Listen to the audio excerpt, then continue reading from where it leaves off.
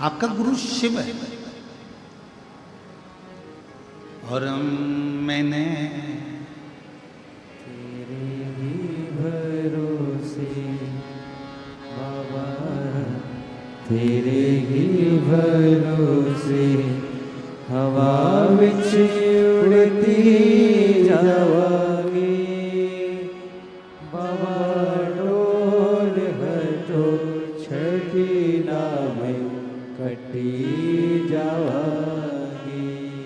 भोले मैं तेरी वतन शंभू मैं तेरी वतन हवा विच उड़ती जावांगी बाबा, डोल हटो छठी ना मैं कटी जावांगी।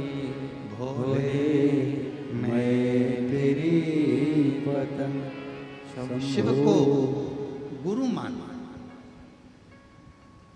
आपने भी अपनी जिंदगी में कभी शिव महापुराण की कथा को जब से आप सुन रहे हैं, धारण कर रहे हैं, शिव नाम, पंचाक्षर मंत्र नमः शिवाय, षडाक्षर मंत्र ओम नमः शिवाय या श्री शिवाय नमस्तुभ्यम का जाप कर रहे हैं। शिव महापुराण की कथा को यदि आप श्रवण कर रहे हैं तो ये मान कर रखना आपका कोई गुरु है नहीं है, पर आपने अपनी जिंदगी में एक गुरु बना लिया, वो शिव है, शंकर है, और वो निभाता है।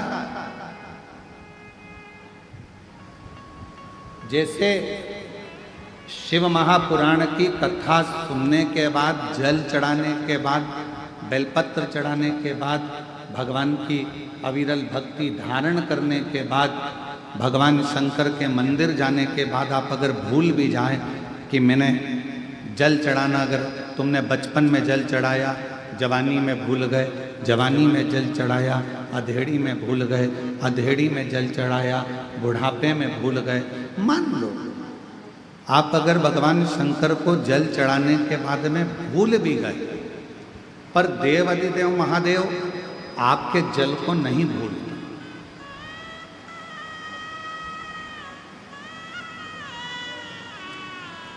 तुम चढ़ाए हो 1 लोटा, वो चढ़ा रहा है 1000 लोटा।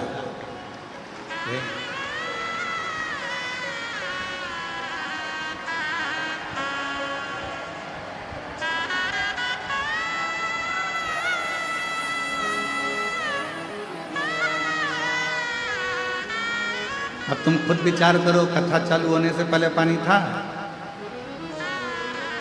कथा चालू होना है 1 बजे और 1 बजे से ही ऐसा कैसे ही बाबा की कृपा। तुम लोगों ने जो कुबेरेश्वर बाबा को अंदर जाके 1 लोटा चढ़ाया है, तो वो भी तो कृपा कर कर 2 लोटा चढ़ा ही रहा है।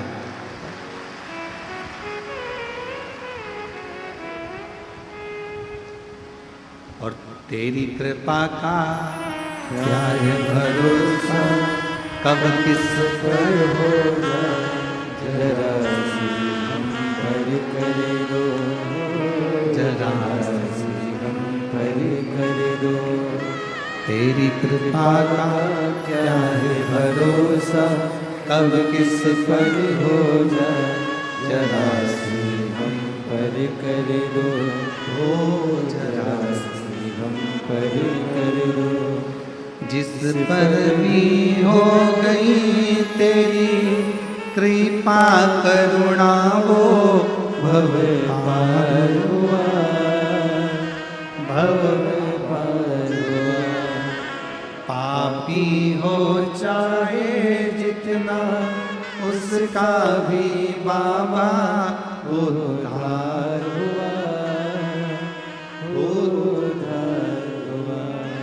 गिद्ध अजामिल गणिका जैसे तेरे मन को भा, जरा सी हम पर कर दो, ओ जरा सी हम पर कर दो।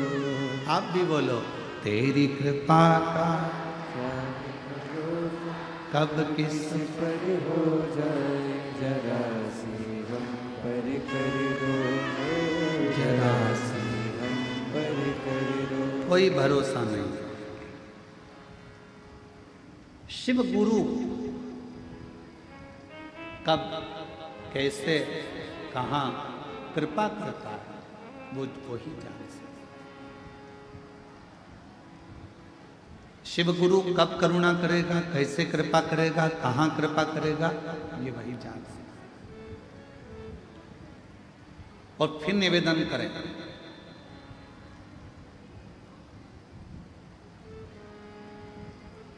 हमारे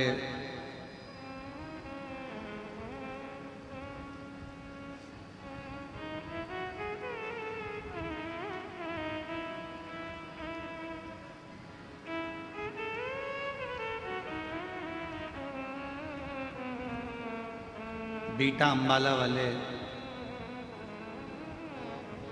मुदगल जी अभी बीच में जब आए थे तो उन्होंने एक प्रश्न किया। मुदगल जी, आपका वो प्रश्न हमको स्मरण में है कि शिव जी स्वप्न में हर कभी आ जाते हैं।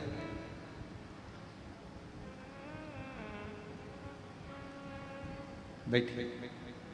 शिव जी स्वप्न में हर कभी आ जाते हैं, तो भगवान शंकर का स्वप्न आना अच्छा होता है कि बुरा होता है? पहले तो स्मरण करें शिव जी का पूरा स्वरूप, जटाधारी, त्रिपुंडधारी, त्रिशूलधारी, त्रिनेत्रधारी, भस्मधारी, नग्नवेशधारी, नंदी, वृषभ, पार्वती, गणेश, कार्तिकेय, अशोक सुंदरी, पूरे परिवार के साथ अगर शंकर जी का पूरा परिवार आपको स्वप्न में दिख रहा है तो ये मानकर चलना कि तुम्हारे यहाँ कोई शुभ कार्य होने वाला है।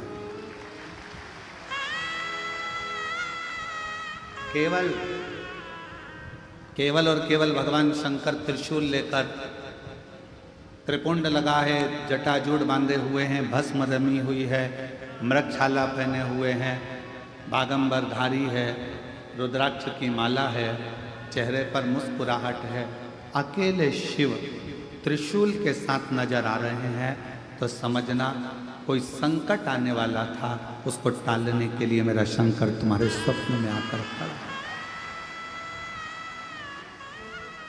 और यदि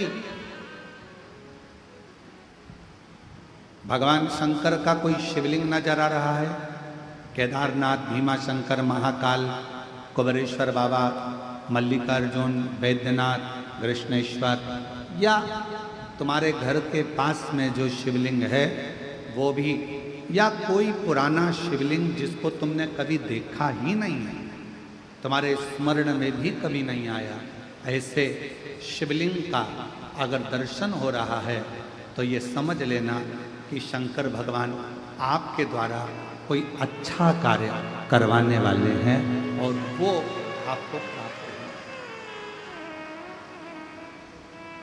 वो प्राप्त होगा।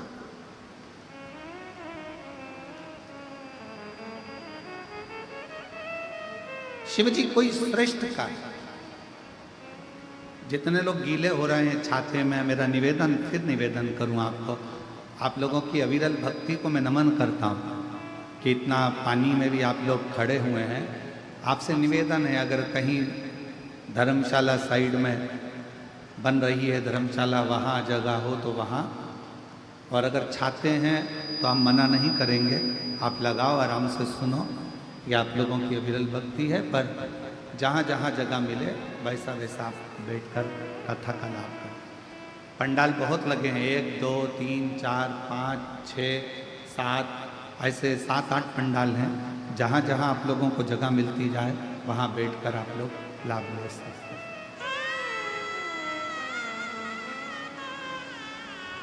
शिव कथा कर रहे हैं।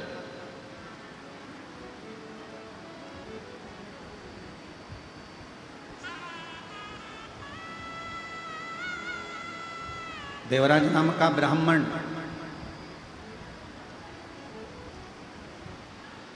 और उस देवराज नाम के ब्राह्मण का सबसे बड़ा क्रम कि ना मैंने कोई पुण्य करा, ना मैंने कोई दान करा, ना मैंने कोई सत्कर्म करा, ना मैंने कोई गुरु बनाया, ना कोई मैं तीर्थ गया, ना मैं कोई अच्छे कार्य के लिए गया। फिर आखिर एक बात समझ में नहीं आती कि मैंने कोई ऐसा बड़ा काम नहीं करा, मैंने कोई सत्कर्म नहीं करा, मैंने कोई पुण्य नहीं करा, मैंने कोई दान नहीं करा, मैंने कोई गुरु नहीं बनाया, फिर ऐसी कृपा, फिर ऐसी करुणा कि मुझे नंदी पर बिठाकर कैलाश धाम के लिए लेकर जाए। ये पुण्य कौन सा? तो कहा एक पुण्य, देवराज तुम किसी तीर्थ में नहीं गए, तुमने कभी कोई दान नहीं करा, तुमने कोई वेद नहीं पढ़ा, तुमने कोई पुराण नहीं पढ़ी, तुमने कोई शास्त्र नहीं पढ़ा और ना तुमने कोई गुरु मंत्र लिया, पर एक पुण्य तुमने करा। पहला पुण्य था शंकर भगवान के मंदिर तक पहुंच जाना। शिव महापुराण की कथा कहती है जो शिव के मंदिर तक पहुंच जाता है, समझ लो वो सारे तीर्थ कर लेता है। पूर्ण बोल बम का नारा है, सारी समस्या का हल मान।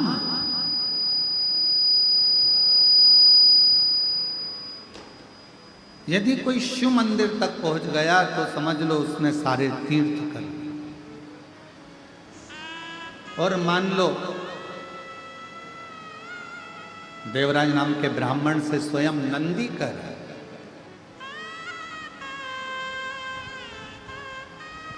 यदि मंदिर में पहुंचने के बाद उसने अगर भगवान शंकर की कथा को, शिव महापुराण की श्रवण कर लिया, वाचन कर लिया, सुन लिया, तो समझ लो उसने सारे वेद पुराण और शास्त्रों को पढ़ लिया और श्रवण कर लिया। सब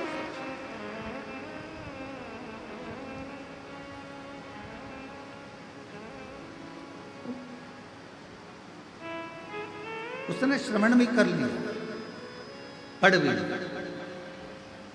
और एक बात और स्मरण करो, मान लो उसने कोई गुरु दीक्षा, कोई गुरु मंत्र नहीं लिया, शिव महापुराण की कथा में पहुंचकर, शिवालय में पहुंचकर भगवान शंकर का पंचाक्षर मंत्र नमः शिवाय, षडाक्षर मंत्र ओम नमः शिवाय, श्री शिवाय नमस्तुभ्यम अगर धारण कर लिया तो समझ लो शिव ने ही उसको गुरु मंत्र भी प्रदान कर दिया। शिव ने, भगवान शंकर ने।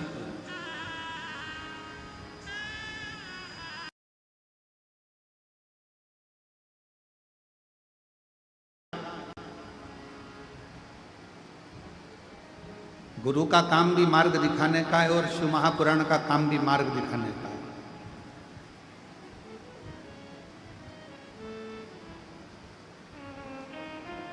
और ये पुराण 24,000 श्लोक, 12 खंड, 12 संहिताएं, करोड़ों शब्द, यह हमें मार्ग प्रशस्त करते हैं। मार्ग, हाँ,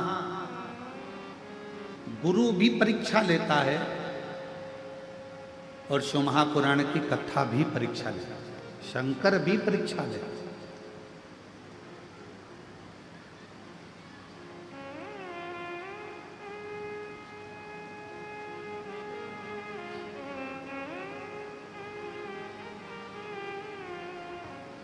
गुरु का काम है वो भी कभी कभी परीक्षा ले लेता है। एक गुरु जी अपने चेले को, बहुत सारे चेले बैठे थे, शिष्योहन बैठे थे, और गुरु जी ने उनको अपने भाव से कहना प्रारंभ करा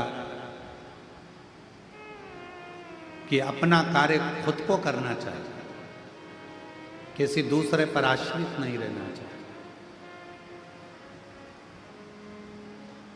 जो स्वयं का काम है वो स्वयं करो, दूसरे पर आश्रित मत रहो। ये गुरु जी प्रवचन में कह रहे थे। और फिर गुरु जी ने कहा, 3 ऐसे हैं जिनका कार्य स्वयं का मानकर किया जाता है। पहले नंबर पर माता, दूसरे नंबर पर पिता और तीसरे नंबर पर गुरु। माँ का अगर कोई काम है, माँ ने कहा कि मेरा ये काम कर दे, तो माँ का वो काम माता का नहीं है। अगर बेटे से कहा गया है तो वो काम बेटे का।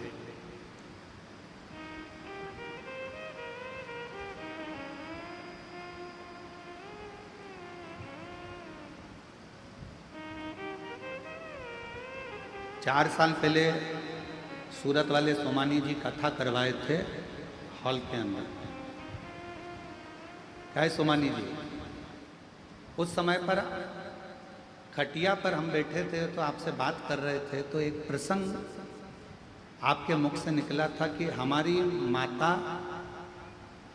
तो भाभी जी बोली थी हमारी सास और हमारे ससुर का नेचर ऐसा था, वो अपना काम भी स्वयं करना पसंद करते थे और रसोई घर से जितने लोग आ जाते थे उनको खिलाकर प्रसन्न होना पसंद करते थे। हमें वो संवाद भी याद है हमारे, आपका वो बोला हुआ।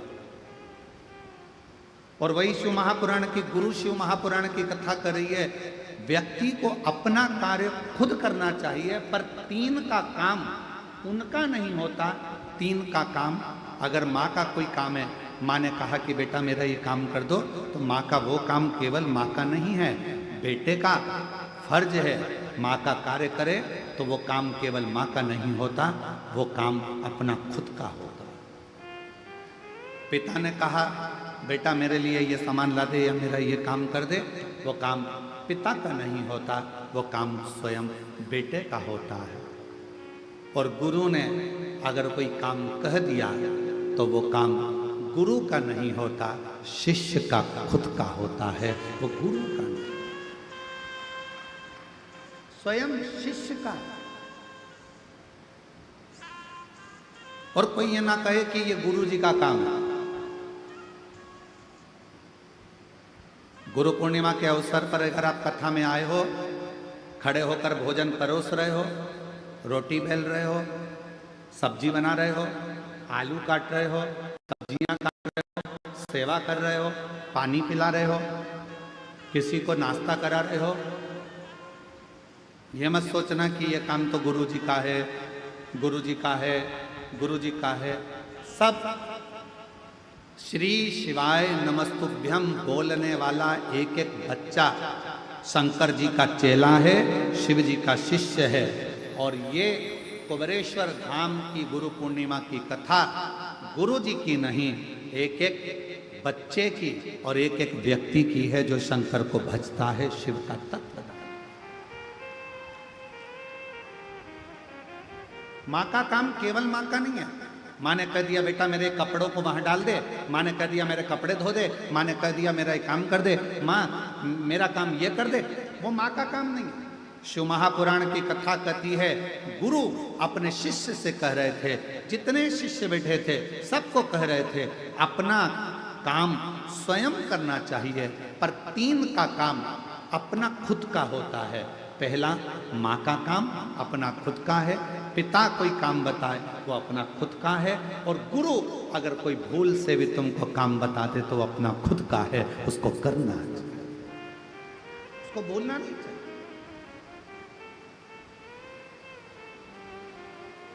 स्वयं करें।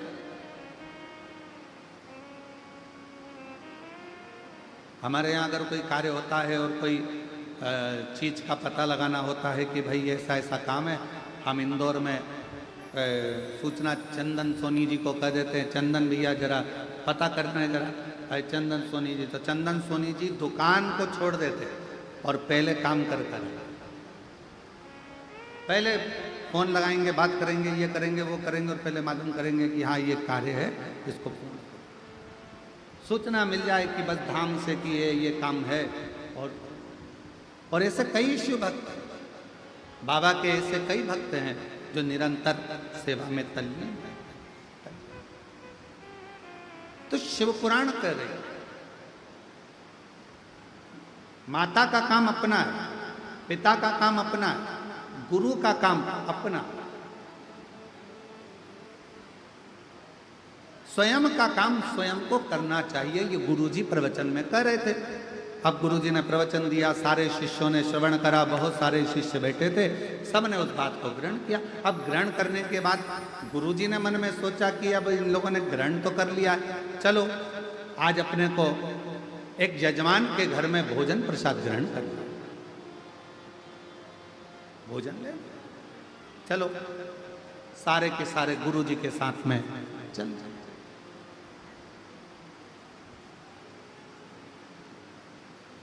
ओम नमः शिवाय, ओम नमः शिवाय, ओम नमः शिवाय, ओम नमः शिवाय। गुरुजी चले, चेले पीछे पीछे चले, सब मंत्र जाप करते करते जा रहे। अब गुरुजी ने प्रवचन दिया था अपना कार्य अपने को करना चाहिए। चलते चलते एक बड़ा सा गटर आ गया, नाला, और बड़ा सा गटर आया, नाला आया, और गुरुजी उस सारे चेले नाले को, गटर को लांग गए। गुरुजी भी लांग रहे थे। लांगते से ही उनके पांव की जो चप्पल थी, खड़ाऊ थी, वो गटर में, नाले में गिरी। हर हर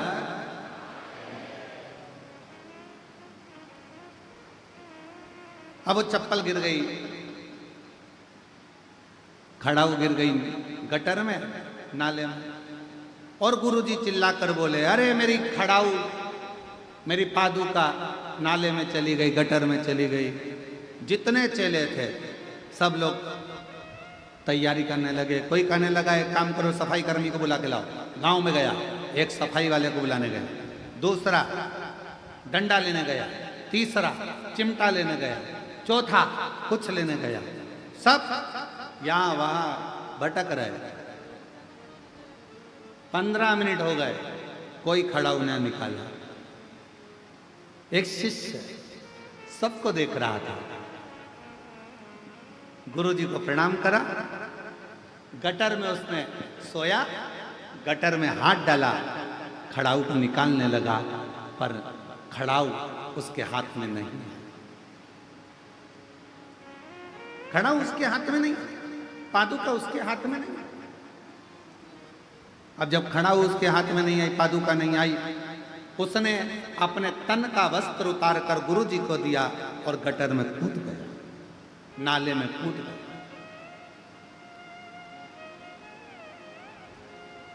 कोई सफाई कर्मी को लेने गया, कोई किसी को लेने गया, कोई किसी को लेने गया, और मालूम पड़े वो गटर में कूदा, खड़ाऊ निकाली, धोया, गुरुजी को लाकर दे दी।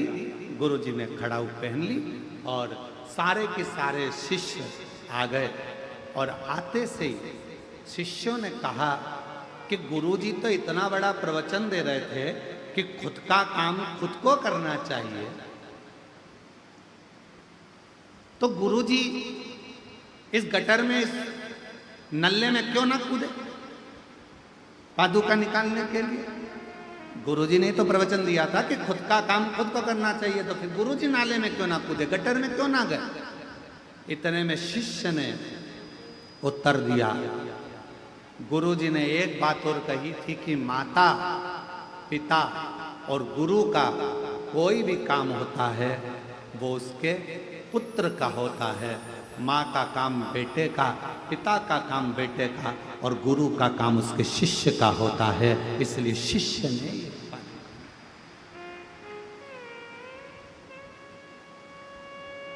चल दिया, फिर चल दिया।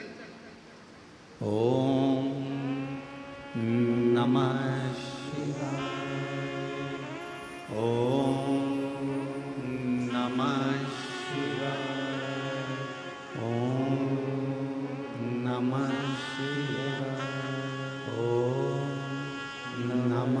शिवाय। फिर चल।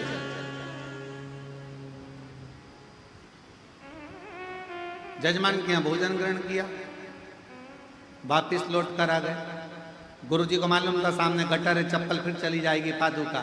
उन्होंने अब की बार पादुका को हाथ में उठवाया, लांग गए, आश्रम पहुंच गए।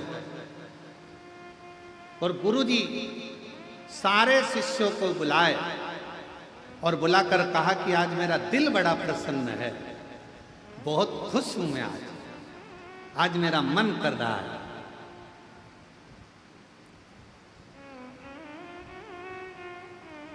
जिस शिष्य ने गटर में से मेरी पादुका निकाली है, मेरा मन करता है आज मैं उसे कुछ दूं। सारे चेले सुन्न हो गए। बताओ, अपने को क्या मालूम था, अपन निकाल देते, अपने को कुछ मिल जाता। सारे चेले बड़े, आज मेरा मन कर रहा है कि मैं गटर में से इसने मेरी पादुका निकाली है, मैं कुछ दूं।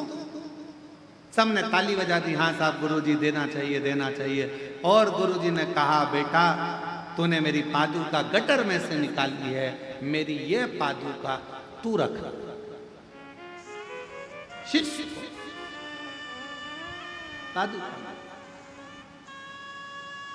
बहुत सावधानी से कथा सुनिएगा। गुरु शिव पुराण कथा चल रही है। शिव गुरु, गुरुजी ने पादुका उस चेले को दे दी। चेला पादुका को सिर पे लगाकर अपने कक्ष में ले गया। जितने स्टूडेंट थे, जितने शिष्य थे, सारे के सारे शिष्य उसको चिढ़ाने लगे। जो चप्पल गुरु के काम की नहीं थी वो चप्पल तुझे दे। जो पादुका गटर में गिर गई थी वो पादुका गुरुजी नहीं पहनते, इसलिए तुझे दे दी।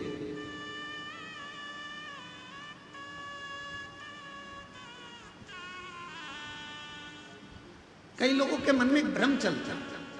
हम अपने गुरुजी के पास गए, गुरुजी ने अपना एक शाल लिया, हमारे को उड़ा दिया। हमें ऐसा लगता है वो गुरुजी का शाल किसी काम का नहीं था ना, इसलिए फिर ही रखा था तो उन्होंने उड़ा दिया।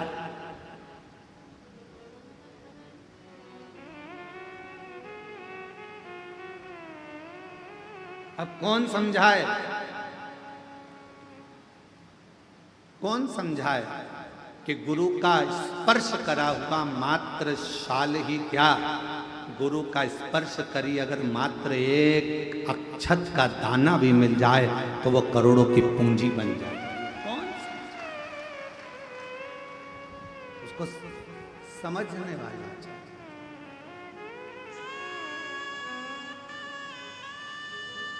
और मैंने तेरे ही भरोसे बाबा, तेरे ही भरोसे हवा बिच उड़ती जवानी बाबा, डोरा तो छड़ी नाम कटी जवानी।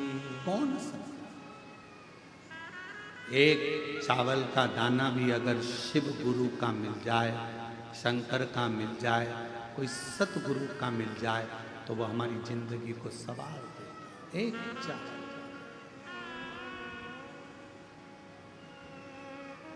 अब लोगों की दृष्टि में क्या है, फालतू का साल पड़ा होगा, गुरुजी ने उठा के दे दिया।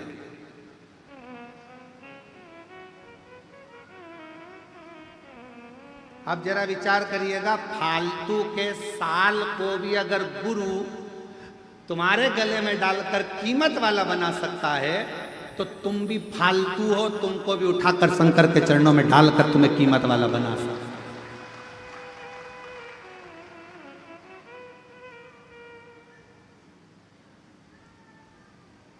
तुम भी ये सोचो ना कि हम भी, हो सकता है कि हमारे जीवन में ना जाने कितना पाप कर्म किया हो, कितना गलत कर्म किया हो, क्या क्या करा हो, हम भी अपने जीवन में हो सकता है ऐसे कि हमारी मंजिल तक नहीं पहुंच पा रहे, हम भी फालतू होंगे उस समय पर। हमारे पास में भी कोई कार्य नहीं होगा तो हमारा गुरु, कोई शिव गुरु ऐसा मिलेगा कि हमको भी परमात्मा की शरणागति तक, शुभ कार्य तक पहुंचा सकता, अच्छी जगह तक पहुंचा सकता।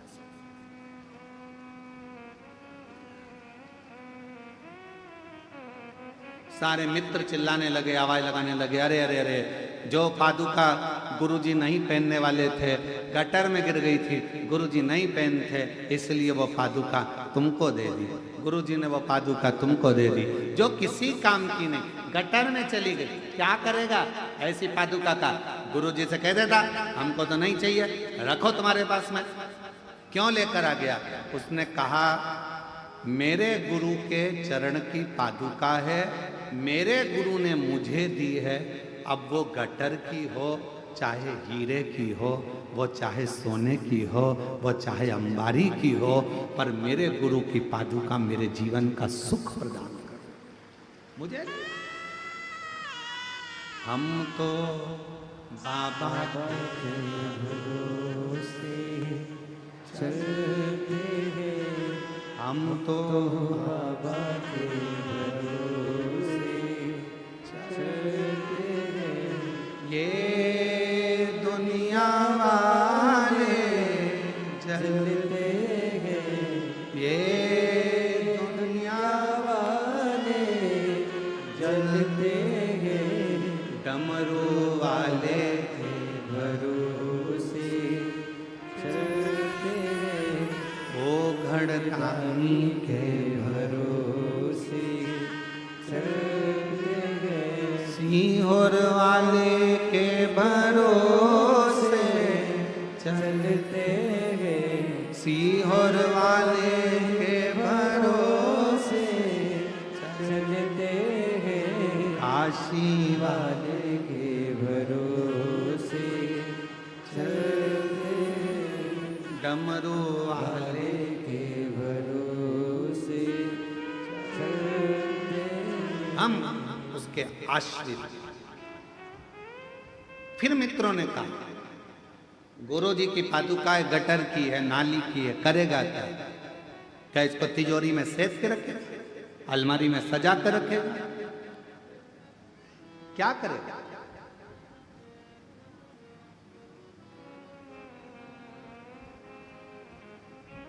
और शिव पुराण कहती है बाबा तेरे चरणों की गर धूल जो मिल जाए, सच कहता हूं मेरे कुबरेश्वर बाबा, मेरी जिंदगी सवर जाए। सच कहते हैं तेरी करुणा दिन रात बरसती है, कहते हैं तेरी करुणा दिन रात बरसती है, एक बूंद जो मिल जाए, एक बूंद जो मिल जाए, मन कलियां खिल जाए, भोले तेरे चरणों की कर धूल जो मिल जाए, बाबा तेरे चरणों की घर धूल जो मिल जाए, सच कहता हूँ बाबा, सच कहता हूँ गुरुदेव, किस्मत ही बदल जाए, बाबा तेरे चरणों की किस्मत। यहाँ तो पादुका की बात करते हो। शिष्य ने कहा मेरे गुरु ने मुझे दी है, भले गटर की है, नाली की है, कैसे कैसे?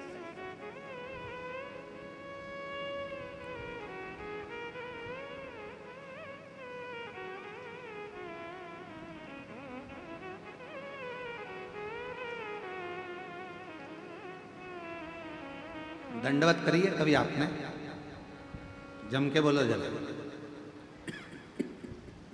भगवान के सामने दंडवत करिए, प्रणाम कराए। आवाज नहीं आई, बोलो तो ठीक है। अब भगवान के सामने दंडवत करना है तो पहले तुम जगह देखोगे कि यहाँ गंदा हो रहा है, वहां थोड़ा सा कीचड़ है, थोड़ा सा फिर उधर से फिर दंडवत करो। करा ऐसा नहीं। क्यों? क्योंकि शास्त्र कहता है नर कपड़न से डरत है और नरक पड़न से ना। आज कपड़ों से डर लग रहा है कि मैं दंडवत करूंगा तो मेरा कपड़ा गंदा हो जाएगा। शिव पुराण की कथा कहती है दंडवत करने में कपड़ा भले गंदा हो जाता है पर मन उजला हो जाता है। दंडवत करने में कपड़ा गंदा होगा चलेगा पर मन गंदा नहीं होना चाहिए। दंडवत करी कपड़ा हम विचार करते हैं यहां करूंगा गंदगी है, वहां करूंगा गंदगी है, वहां करूंगा।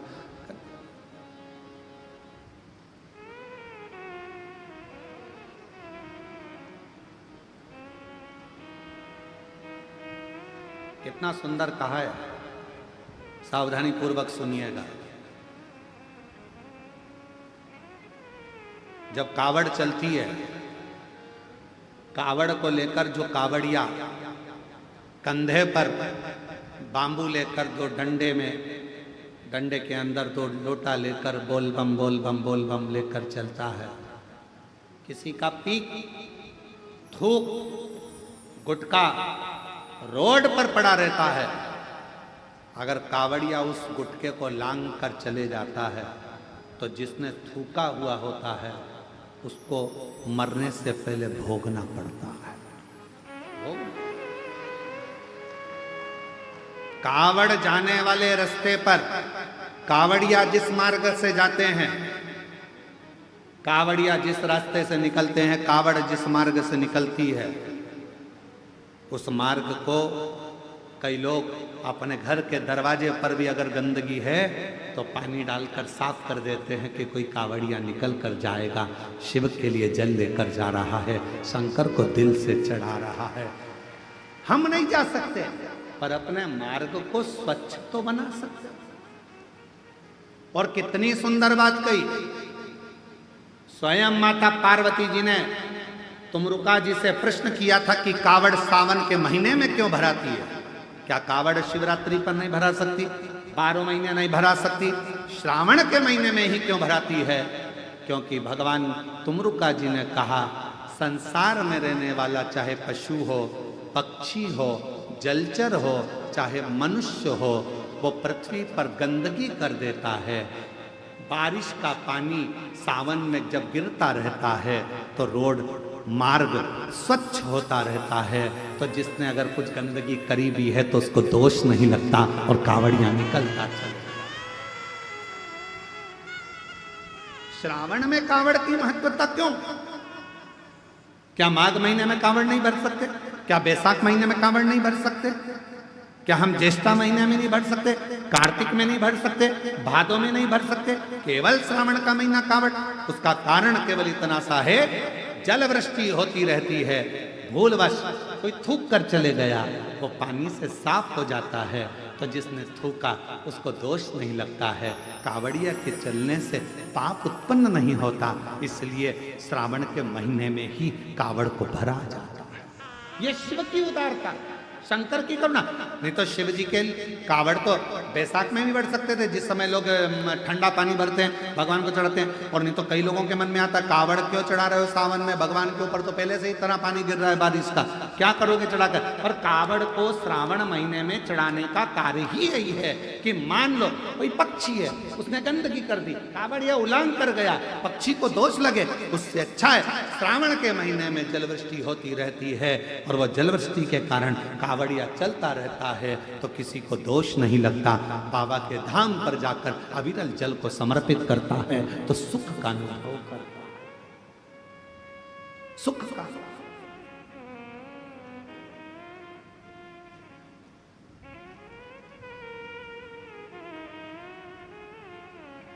सारी समस्या का हल सावन में बस तो फिर तैयारी करो बोलने की, सारी समस्या का हल। अरे फिर बोल गए 1 लोटा, सावन में 2 लोटा, सारी समस्या का हल 2 लोटा जल। सावन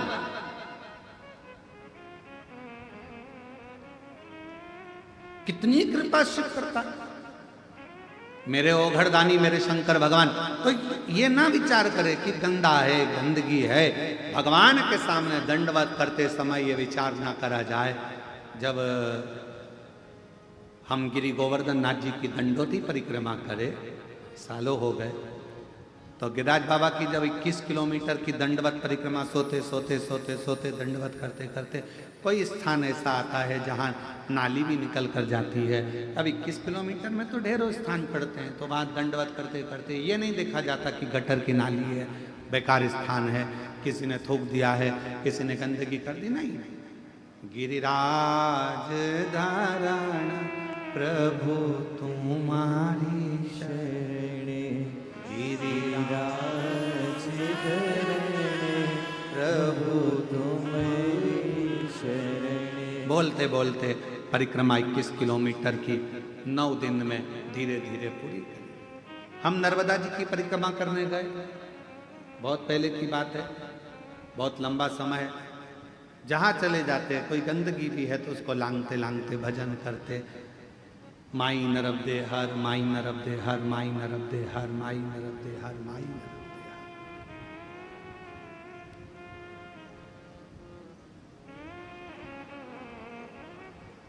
तदीय पाद पंकजम नमामि देवी, माई नर्मदे हर, माई नर्मदे हर, बोलते बोलते चले।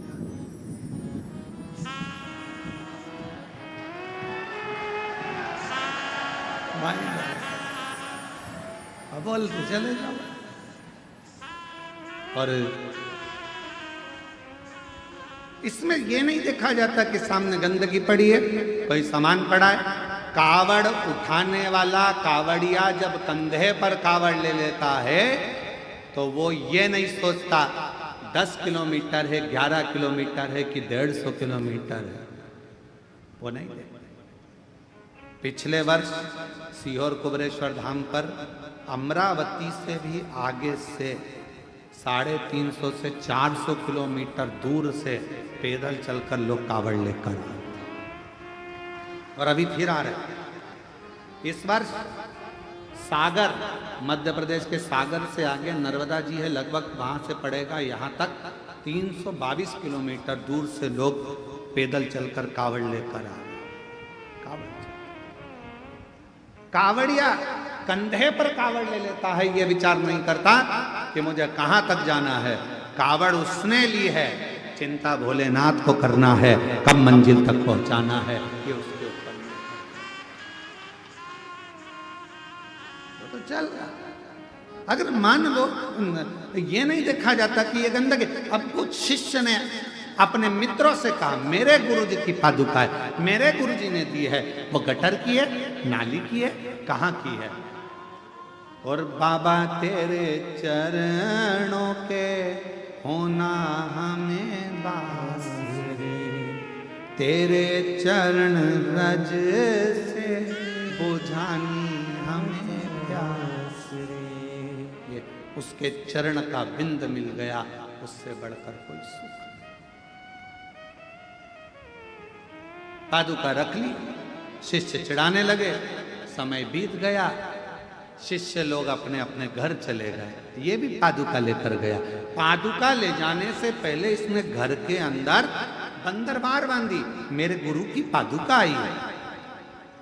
पास में उसके मित्र रहते थे, उसके घर के माता पिता को कह दिया तुम्हारा लड़का पागल हो गया, गुरुजी ने जिस पादुका को गटर में गिरा दिया था वो गुरुजी पादुका खुद नहीं पहने, इसको दे दी, और वो पादुका तुम्हारा लड़का लाया है। उसने लाकर उस पादुका को एक श्रेष्ठ जगह पर पूजन के लिए रख लिया।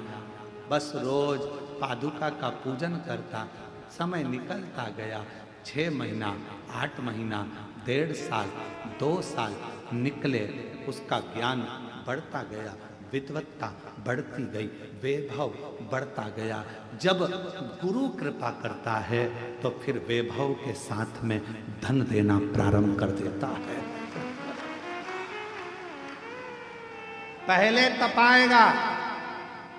गुरु का काम, मेरे शंकर भगवान का कार्य, मेरे शिव तपाएंगे, गुरु तपाएगा। अरे जाओ, भगवान के भरोसे रहो, करो मेहनत थोड़ी करो। अरे मैं तो हार गया।